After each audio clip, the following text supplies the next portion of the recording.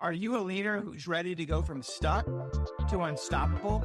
It's time to stop leading on autopilot and start leading with purpose. Through my Leadership with Purpose program and next level coaching, you'll gain the clarity and confidence and tools to lead from within so you can make a greater impact without burning out. Build stronger teams, crush self-doubt, lead with clarity and conviction, and unlock your next level of leadership. Don't settle for good leadership. Step into your greatness. Visit warrenwandling.com to learn more and start your journey today. Your next level of leadership starts now.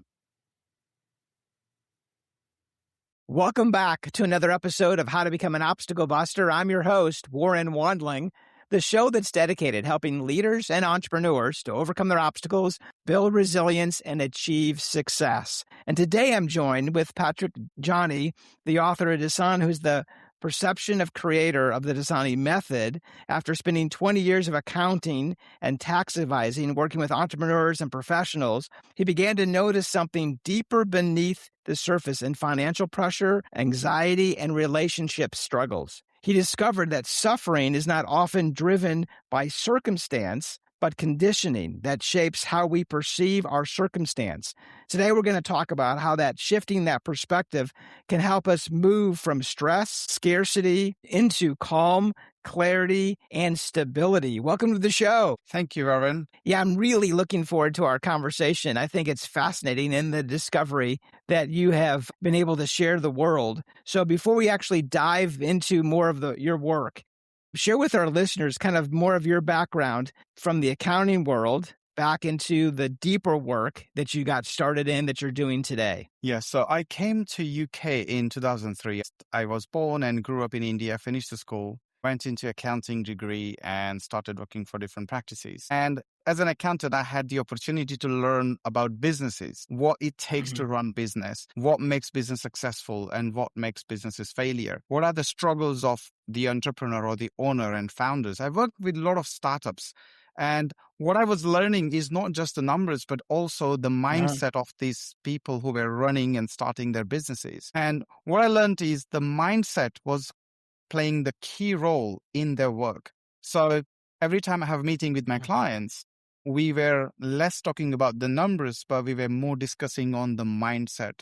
So mindset of their staff, how to manage their team, how to manage expectations of them, and the challenges they had when they started recruiting because they had no experience of managing people. Before either they were working for someone or finished their degree and just came to the business world. So I've been working on it, and understand, and myself been a startup of my own accounting business and the startup consulting, and the tax planning. So I had my own challenges as well. And when I compare my challenges with them, then I see what actions they're taking to overcoming those challenges. And from the moment I decided I wanted to have my own business, it took me 8 years to actually execute that plan. And it was nothing externally. I think it was the battle within myself about insecurity when I leave the job, whether I'll be earning enough from my business to pay my bills and take care of my family. And the hours I was putting in at work, and I used to get no holidays during the tax returns time because we are always busy. So when I started working with the clients, I learned what they were facing. So I was helping them more into the mindset, and they felt motivated because I've been very positive. I always say to them, like, if you have a problem, you can keep thinking about it and do not move forward. Instead, focus on solution. So they come to me every time they have any problem, not just accounting or finance related, but any sort of problem. And we brainstorm and I give them ideas. And in 2017, I was diagnosed with tuberculosis, and that really changed my life because at that moment, I actually visualized myself that if I didn't survive this illness, what would have happened to the world? What would have happened to the people for whom I'm not living my life the way I want? And that shifted everything. I'm like, okay, after 6 months, I passed away. Everything's going to be normal. So why do I need to die in order to live the life the way I want? So that started shifting things in me. I was more positive into not taking risks, but overcoming the fears and take the calculated risks. So I started my own business. I had relationship problems and I came out of it and, started living the life the way I wanted to live. Mhm. And then using the same thought process or logics, I started helping my clients in their businesses and their work, and they started to work as well. And I always was told that, okay, your personality depends on the people who you are surrounded by since your Mhm. childhood. But I didn't kind of understand how that really worked until 4 years ago. I came across Rapid Transformational Therapy by Marisa Peer.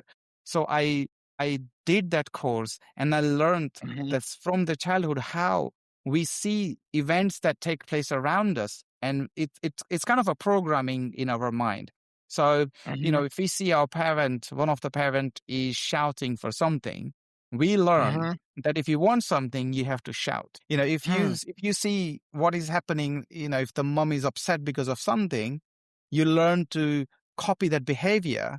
And that's why most kids are copying their parents. It's not deliberate, but that's how our brain learns. And over Mhm. time, when you see these things happen repeatedly, it becomes stronger and stronger pattern. That's your neurological pattern. It forms your Mhm. beliefs. Over time, we create our identity.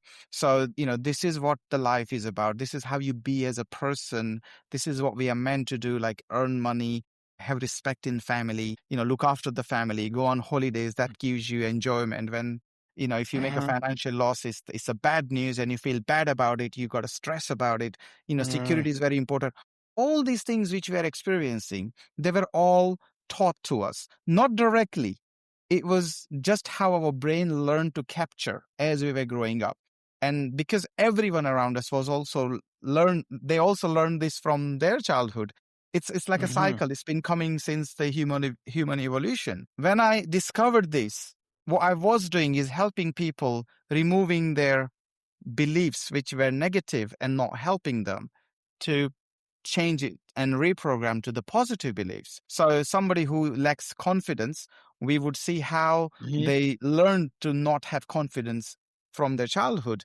And we transform that with the new script, which they have to listen to the recording for 30 days. But one Mhm. day I was doing this to myself and I realized that what was my negative emotions or experience were learned, and I'm now learning the positive experience, but they're both Mhm. learned. So what is that is behind that learn, which is the layer on which this learning is kind of being installed? And that blew my head.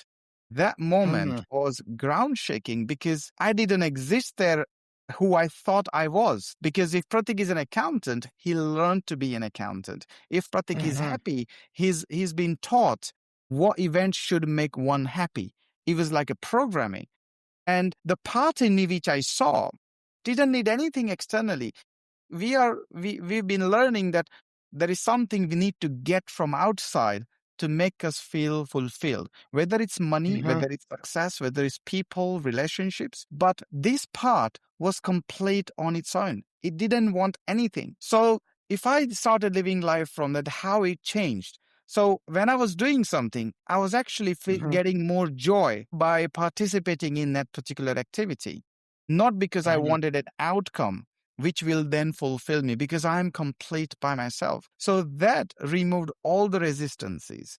I managed to remove all the labels of the events. So anything happens, it's an experience rather than calling it happiness or sadness or pain or success, because they are all different experiences.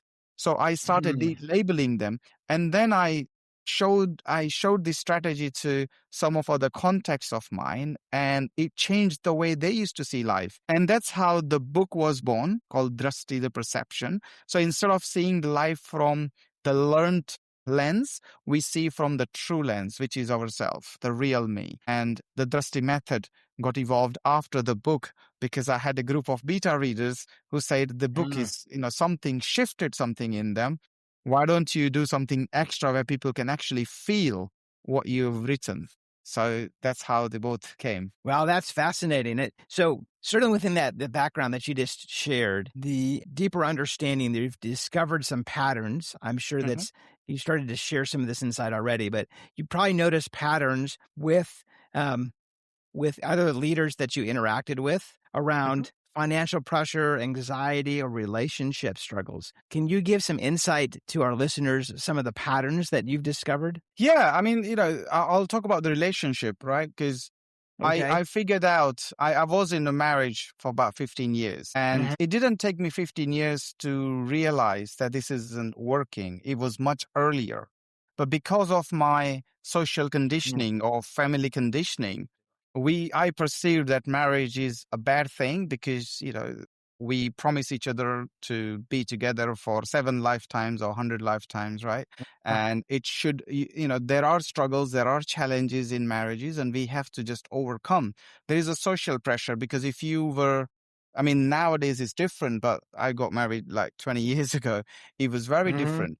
So my mindset was like getting married is not good. It's not perceived positively in a society where I come from. And as a mhm, result, I had to just be in it. And over time, when I had this realization, what I realized is that what we are taught was for a reason to keep the mhm, society in certain shape. However, it doesn't have to be true because if two people are not happy, it's very simple for Western communities, right? Because if mhm, you don't, if you're not happy, you can literally just move on. But it was very different where I come from. mhm, So it wasn't actually the society, is how I perceived. Nobody actually sat down and told me that you shouldn't do this. But this is how I mhm, perceived. That's how my brain learned while it was growing up, by listening at how one's divorce was interpreted amongst the people, which I was mhm, listening when I was playing around, when these conversations were happening. So that started mhm, shaping those reasons. And same thing with work. As I said earlier, like when I had to leave my job, I helped 3 people who wanted to leave their corporate job and start their own business. It took mhm, them 5 to 10 years to do that. And when I sat down and I asked them, what is that you have a fear about? Because you know what you want to do. You know what, you're good at it. What is that? He mhm, says, 10 years ago, I had nothing to lose, but now I have acquired mhm, something. And what if I lose it all? And then I asked him, is it the fear that you might lose it all? Because I'm sure you can earn it again. And now it will be quicker because 10 years ago, you didn't know how to make money. Now you know how to make money. Or is it about how people will perceive you? Like you had everything, an amazing job, and how, what on earth made you think that you should do a business and lose it all? And then he goes, actually, you know what? It's people. So here you mhm, go. So that really shifted something in them. mhm, Anyways, it's now 8 months in the business and he's doing fantastic. And he thanks me every time he speaks to me. Like if I didn't make him realize that, he would still be working 9 to 5 and be unhappy. Talking about business itself, I had a mhm, client who they started some online therapy platform a few years ago and they were doing B2C and they suddenly the COVID happened and they mhm, had invested significant amount of money into developing that and they were getting no further investment and nothing that sort. And we were just sitting down and I said, what is that you're really worried about? And he goes, mhm, I don't know when the redevelopment will start. And I said, mhm, why are you? Because you are worried. The law of attraction actually comes in this play. When you're worried, you're mhm, stressing. When you're stressing, your body gets tight, right? mhm, And your breath becomes short. And that's the moment you're actually not aligned with anything positive that can happen. So if you're stressed about something, what you're really going to manifest is more stress. And mhm, I said, just relax yourself. Just see what is actually bothering you. Because let's say you went 9 months on holiday or 1 year holiday. Are you able to pay your mhm, own bills? And he goes, yes. What is that really? And he goes, I've promised people that this product will be launched by so and so time. But now there is COVID. But even though people will be fine, but he perceived how people will perceive him, that he didn't mhm. deliver what he wanted. And I was with him for about 6 hours and he left. And 3 days later, he calls and he goes, Pratik, I've got a new idea.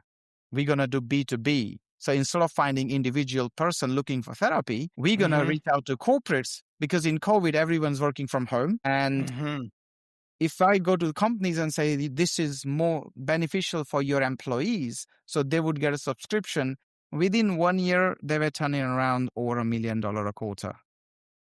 So wow. everything just changed because all he had to do is forget or just understand where the conditioning was holding him back. And when he let go of that, things started to shift. Yeah, that's interesting that you identified the patterns that you just Yes. shared, but Yes. also then really the perspective of the conditioning Yes. and Yes. released it from permission that you didn't have to follow that conditioning of what could Yes. be possible. Is Yes. that what Yes. you're saying? Absolutely. Absolutely. I think it was more about them, each of them. The common thing was Mm-hmm. they didn't have to do anything. They didn't have to change anything. They just had to see how they learn to react this way. It's like you see a magic and you get fascinated.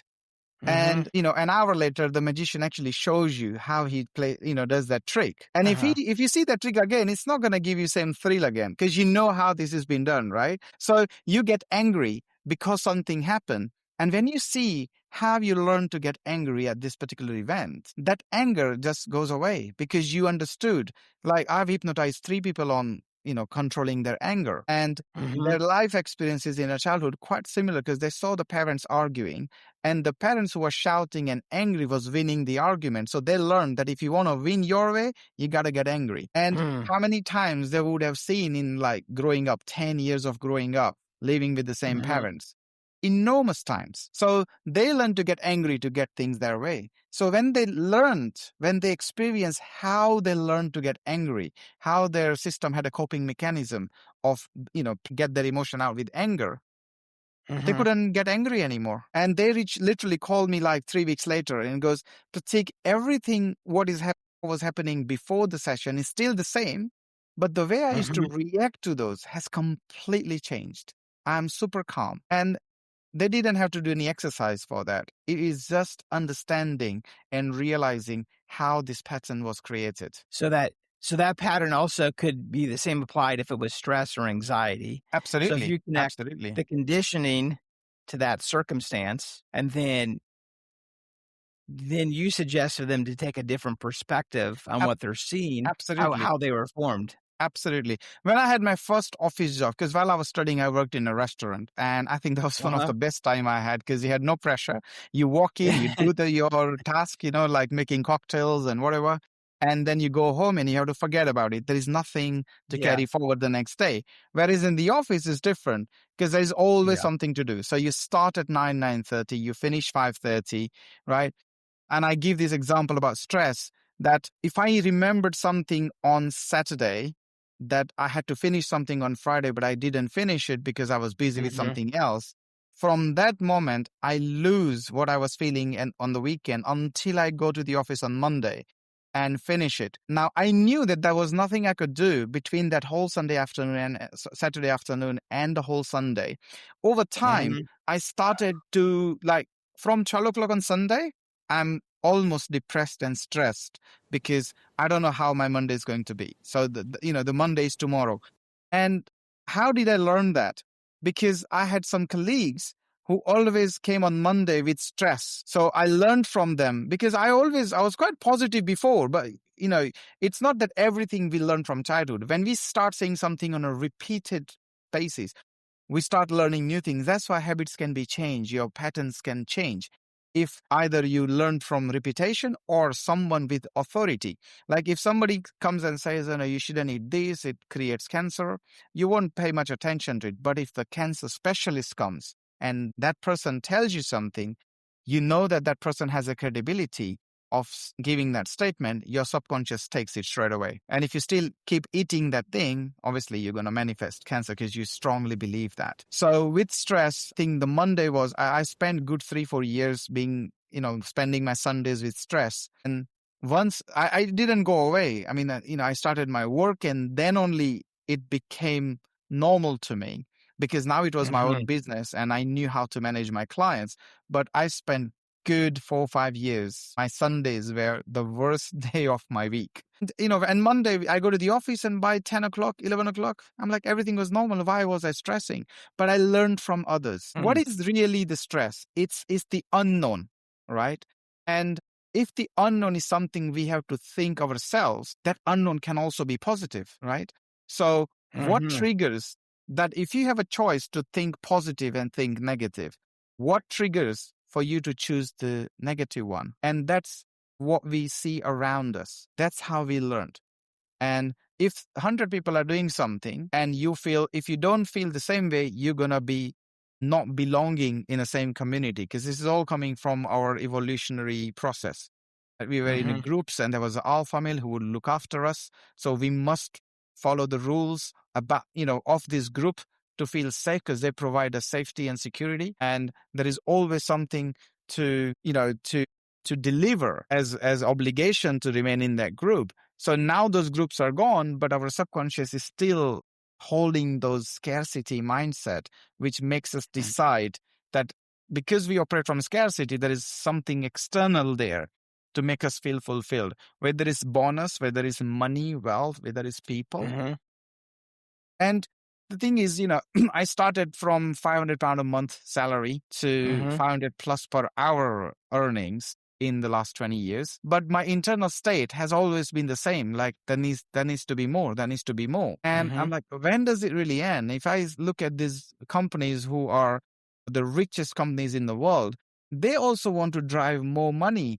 And where does it end? Like the life would end, but these desires would not end. And what is creating that? So I had these questions, this curiosity from my childhood. And I think one of the reasons I had this realization is because of that curiosity and observing how people are thinking and how they are reacting. Once I had the realization, there was nothing more to achieve in terms of to fulfill myself. So, I give this example very often. Like somebody is working in corporate full time and they want to play piano. So half an hour Sunday, they're playing piano. Now playing that piano gives them so much joy and they feel relaxed, because playing piano itself is a fulfilling activity. Now, if you feel fulfilled from inside, everything you do from the point you wake up to the moment you go to bed, it is like playing that piano, because you are doing what you're doing because you are getting joy out of it, not because you want a promotion, not because you want more money. And I'm not saying money is not going to come. It will come, but you're not incomplete without it. And once you operate, and that kind of ticks the box of let go when we look at the law of attraction, that you write your affirmations, you do the visualizations, and you feel the emotions of you already possess what you want, and you let go. That let go is actually letting go of the emotional attachment from that outcome. And that would only come when you feel fulfilled from within. And that's where I struggled. And most of the people I spoke to about law of attraction struggled, because what is let go? How do you let go? Like if I want 10 million pounds in my bank account and I'm visualizing it, and there is an inner voice says, no, you don't have it. Right? How do you let go? Because you're desperate. But with this understanding, this is not a technique, it's a realization which everyone has in them. It is just a matter of discovering it. That fulfillment is automatic.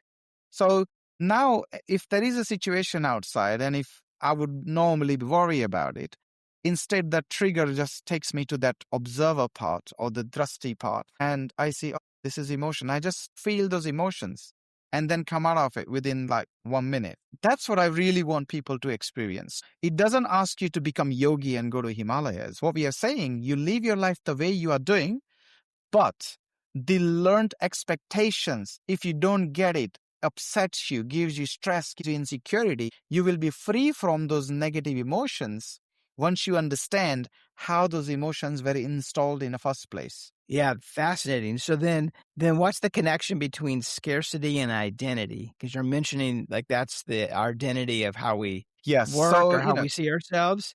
Yes. How is that? Where's that connection to that successful leader, those two? So scarcity is something we learned as part of our evolution. So we were monkeys and then we developed a cognitive ability and we became human over time. And the first requirement of us was being safe and survive. So food was the scarcity, because we had to rely externally for food. And over time, things got evolved, and the food, then it became luxury. Then you got house and everything. Then you got a society, you've got identity, you got respect. Now, respect is measured by your wealth. This is all evolved as part of conditioning. The body needs food and body needs to sleep. Anything else, it's conditioning. So because we grew up, or we were evolved from the lenses that we need to have something from external to survive, not to Mm-hmm. complete. And that's where the misunderstanding is. We need things externally to survive, but we are still fulfilled. So we need to eat food to survive in this body, but that doesn't Mm-hmm. complete us. It's like fuel. The car is car regardless of it's got fuel in it or not. Fuel is just to Mm-hmm. make it run. So we didn't know. So if we didn't have fuel, we just ran for fuel. And without fuel, the car was so incomplete. So the scarcity mindset came from that. And because we didn't know how it came from, we've been teaching our children, or our parents taught us, that you need to have more money, you need to have assets, you need to be financially secured. But then there was no limit to it. There is no number like if you have X amount a month, you're secure. Mm-hmm. No, it just has to be more and more and more until the life finishes, right? So that thing came from the scarcity. But if we operate the exact same thing from abundance, now if I say it, it's just a sentence and a philosophy.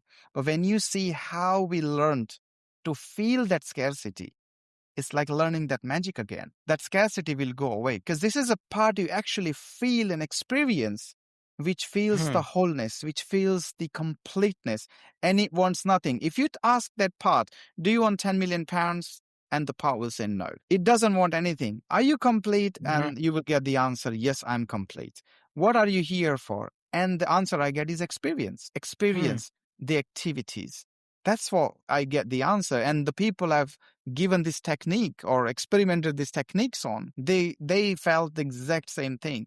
And it's like we all buy iPhone, and when we buy a new iPhone, it's identical, except the colors we choose. And we start using it. So we put our wallpaper, we download the apps we want, and in 6 months' time, those iPhones are no longer identical, right? So you can hold the phone and you can tell this is not your phone. What changed it? How we conditioned that phone, right? And Yeah. that's what is happening with us. When we were born, every single person was born with the same hardware, so to speak. And then we were installed different programs according to the user, in our case, according to our exposure. And that created our identity. So if I grew up in a surrounding where, like, I was born in a community where we were all vegetarian, I'm still vegetarian. So my identity is I'm vegetarian. I only do good things. I don't hurt people. I don't take things off people. I don't steal. These are the things I learned. What is important in life for you to be happy. And these things can change. These things can change depending on your surrounding. And that is the beautiful thing. They call it neuroplasticity. So if you had a belief from your childhood, if you learn and understand, you can reprogram it. And that even at any age, there is no age restriction. You could be 100 years old and you can change your belief by just understanding it, how it came. So identity is how people around us made us believe what the life is. We learn from people's experiences or how we perceive events that are taking place externally, and we form an identity. So if we see something being criticized, we would tell ourselves subconsciously, we're not going to become like that. Right? So if one student didn't do homework and he got punished, what we learned, we do homework from the next day. Right? Because we don't want to get punished. So over time, there are hundreds and thousands of different characteristics of a good person, which our system chooses to call good, creates our identity. So Pratiqk, who's Pratiqk? Pratiqk is someone who will not get angry. He's always calm. He always has solution. He has so much knowledge. He reads so many books. This is an identity. But how did I do it? Because I learned from others. I learned that, okay, if you read books, you get so much knowledge. So I started doing that. And it was true. I was getting so much knowledge. That is my identity. So people know me, can tell what Pratiqk is capable of and what Pratiqk is not capable of. That is the identity. So Pratiqk, within the difference between affirmation and the neuroplasticity with the neural pathways that you create with the dominant thoughts that you're thinking, where's the connection with your method with the other research that you've done in the other areas of science? Yes. So I think I'm going to go a little bit deeper in these conversations. I'm sure in USA you would have the same thing. Like we have a thermostat for the central heating, right? So you set a temperature and the boiler will kick in. So if it's cold outside and if you say 24 degree, the boiler will make sure your house becomes 24 degree. right? And then there is Mm-hmm. a thermometer which measures the Mm-hmm. temperature. So in our case, if I combine the law of attraction and conditioning and everything, our nervous system is a thermostat. And Mm-hmm. then that creates our reality, and our five senses act as a thermometer which measures what is out there, which perceives the reality. Now, our conditioning shapes our nervous system. So the things which we become fearful about, the things which gives us confidence, that is installed in our nervous system, i.e. our subconscious mind. But not Mm-hmm. only the mind, it's the entire body. Now, when I did affirmations, I was actually putting something through the thermometer, and it takes a lot Mm-hmm. longer. For me, law of attraction has not worked. And I know why. Because by Mm-hmm. visualizing something for 10 minutes or half an hour, I had another 20 with long years of, you know, the patterns and the data in my nervous system. It would take me the Mm-hmm. whole life to change it. Now, the only time it will really work is you actually live your life like that. If you really want to do strong affirmations and things, it's not just so if I money is a really good example to explain. So we Mm-hmm. visualize that I have 10 million pounds. So how does it feel like to have 10 million pounds in your bank? Because I never had Mm-hmm. once, right? So how do I know how I must feel to have 10 million pounds in my bank account? So I would think, okay, how would I spend it? So I would think of a house, think of a car, think of a holiday, right? But then I go to the shopping and look for discounts. I look for the sales. Now, if I had 10 million Mm-hmm. pounds, would I really look for discounts or I look for Mm-hmm. conveniency? So when you start bringing those small, small things into your actions, if I had 10 million pounds, I will go to any restaurants I want. I would go and buy any brand I want. I won't even look at the price and I'll just pay because I know I've got Mm-hmm. enough. That is the abundance mindset.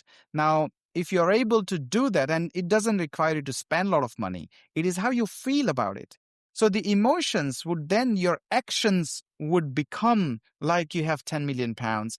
And that is what really going to start the reality. So you're now, when you do things through actions, your nervous system starts learning new reality. And that is resetting your thermostat.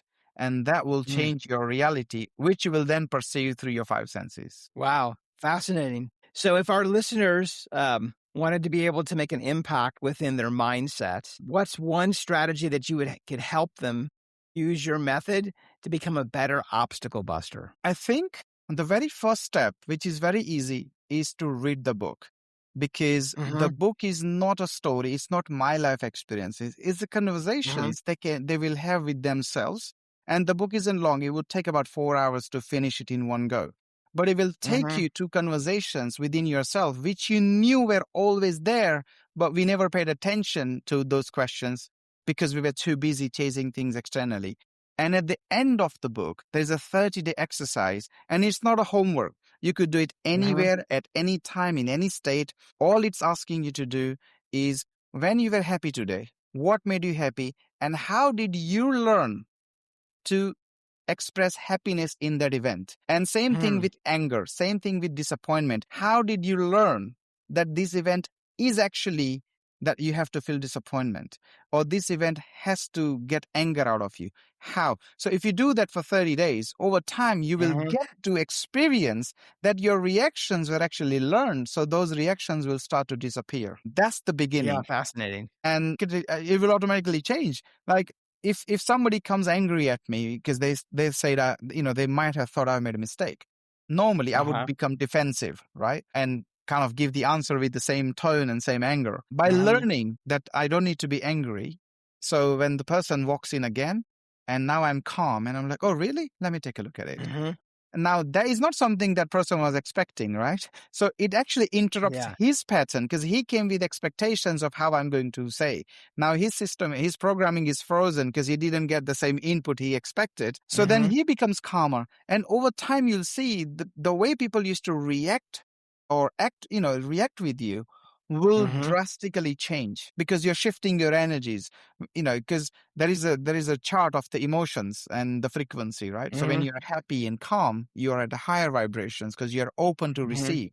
And when you are stressing, you're actually closed and you cannot receive. It's like if I make a fist, how can I Mhm. receive something? Because it's tight. Mhm. And if I let it go and be relaxed, is the time I can actually receive it. And by Mhm. relaxing your entire body actually puts you to the receiving zone or receiving mode. And that's what we really need to do. Wow, that's really fascinating. Yeah, thank you for sharing. That's some great insight for our listeners to be able to take an Absolutely. action to Absolutely. break And through. yes, if they finish the book, did the 30-day exercise, and if they still feel there is more they want to experience, then the Mhm. 3-day event is going to take place. The first one is happening in September in London. And then, they can join our mailing list where there will be no junk mails, but only the important information will be shared to all the members who subscribed. So I will be doing this in USA, Canada, Australia, Dubai, India, and those dates will be announced through the email and on the website. Well, very good. Well, I know our listeners are going to be wanting to reach out and connect. So what's the best way for them to be able to do that, to get your book and maybe to get on that email list? Sure. So if they go to my website called pratiqkjaani.com, I'll spell it. It's pratiqkjaani.com. And the 3-day method is called Drasti, DHRASTI method.com. On both the website, there is sufficient information, and I'll be putting more information on a regular basis. And they can reach out, they can join the list, and even, if anything, if they read something and if they have a question like, Mhm. I don't think I can apply this to this particular scenario, I'll be happy to answer. Because the purpose of this book and the 3-day method is my calling for rest of my life, to reach out to people who has gone through the struggles I have been through. And I'll say this, it was really, really painful. And I don't want anybody who is searching for answers to struggle anymore, because the solution is here. Wow. Well, thank you. And I want to thank you to provide this platform to reach out to people. And even one person finds something better. And if their life experiences changes after reading this book or listening to this podcast, I think I've done my work. So thank you for allowing me to be on the show. I really appreciate that. Yeah, I'm grateful. you are so welcome. Thank you so much for sharing all your strategies and tips and insights, really, to help our listeners, those leaders that are listening today, to be able to overcome those obstacles and build resilience. So I appreciate that. Thank you. Thank you. Well, this is your host, Warren Wandling, saying until next time, be an obstacle buster and be resilient.